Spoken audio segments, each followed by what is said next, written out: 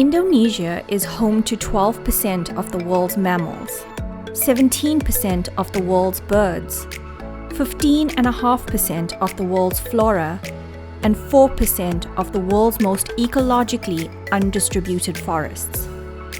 50% of the world's tropical peatlands reside in the country of Indonesia. Peatlands, a type of wetlands, are among the most valuable ecosystems on Earth, critical for preserving biodiversity, minimizing flood risk, providing safe drinking water, and protecting against climate change. In fact, peatlands store more carbon than all other vegetation types in the world. But recently, things have taken a turn for the worse, and the natural resources that Indonesia prides itself on have been threatened. Environmental degradation is caused by the pressures of a growing population and unlawful economic activity. Illegal logging, reckless conversion of lands to palm oil plantations, and oil spills, among other things, are diminishing Indonesia's rich biodiversity and destroying its peatlands, causing stored carbon to be released into our atmosphere. The livelihoods of the indigenous communities and the health of our atmosphere will suffer if nothing is done. Despite all of this, Indonesia has a reasonably robust legal framework in place for environmental protection. Indonesia's constitution grants every person the right to a good and healthy environment. In addition, relatively new legal tools have been put in place to allow citizen groups and the government to take legal action against those responsible for harming the environment. Even with this legal framework in place, persistent gaps in effective protection against damage to the environment still exist. Legal action often does not result in verdicts holding the responsible parties liable. Parties are rarely required to pay the full value of the damages they cause. And in some cases, the fines and damage awards are not enforced at all. In 2011, the Chief Justice of the Supreme Court established the Working Group for Judicial Certification on the Environment. This group was tasked with preparing and executing the Indonesian Judicial Certification Program on the environment. This program aimed to bolster the ability of judges to soundly adjudicate environmental cases by providing them with additional training on statutory rules and court decisions, as well as on principles of environmental science and economics. This is where the Environmental Law Institute comes in. My name is John Pendergrass. I'm the Vice President for Programs and Publications at the Environmental Law Institute, based in Washington, D.C. ELI, with all of its programs, is seeking to work with partners and to inspire our partners and others to make law work for people, places, and the planet.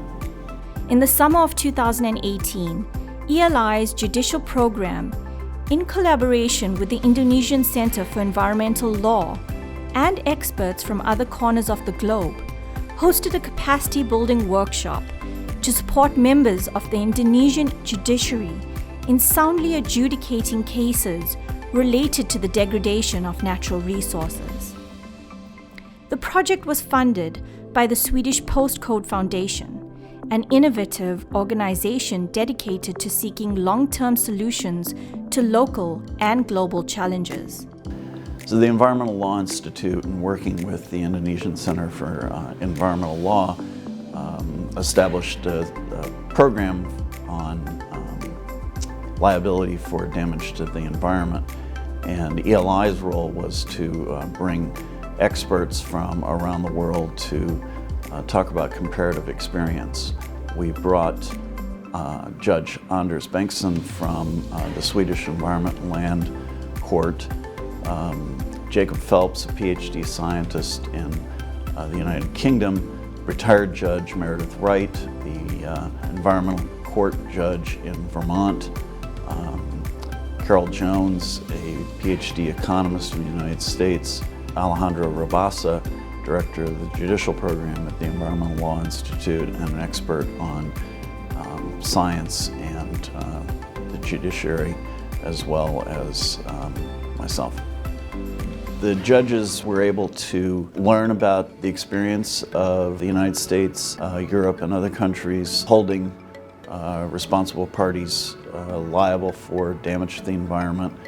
They were able to see in a field trip what the damage to the environment looks like, and also have hands-on experience with scientists describing how they investigate the damage and the process of recovery when peatland forests are destroyed by fire and draining. And they were able to see what that process looks like. The curriculum draws on the expertise of partners at the Indonesian Center for Environmental Law and responds to the needs expressed by the Indonesian Judiciary.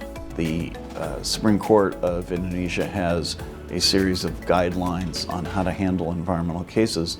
Immediately after the program, and they requested recommendations on how those guidelines might be amended, which the team provided the week after the program.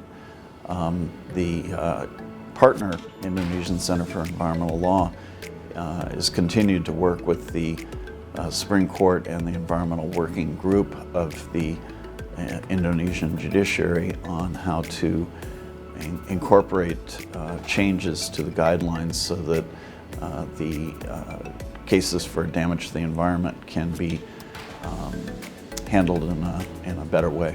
Sessions addressed, among other things, principles of environmental science, valuation of natural resources in the context of compensation and restoration, scientific evidence and uncertainty in the courts, and mechanisms for ensuring judicial decisions are carried out.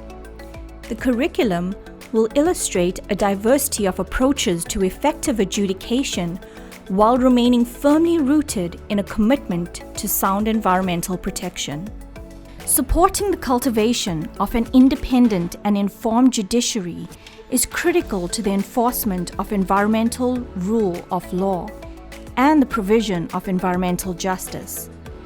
This project goes hand in hand with advancing the United Nations Sustainable Development Goals that strive to eliminate poverty, protect natural resources, promote sustainable economies, foster healthy, resilient communities, and assure justice for all.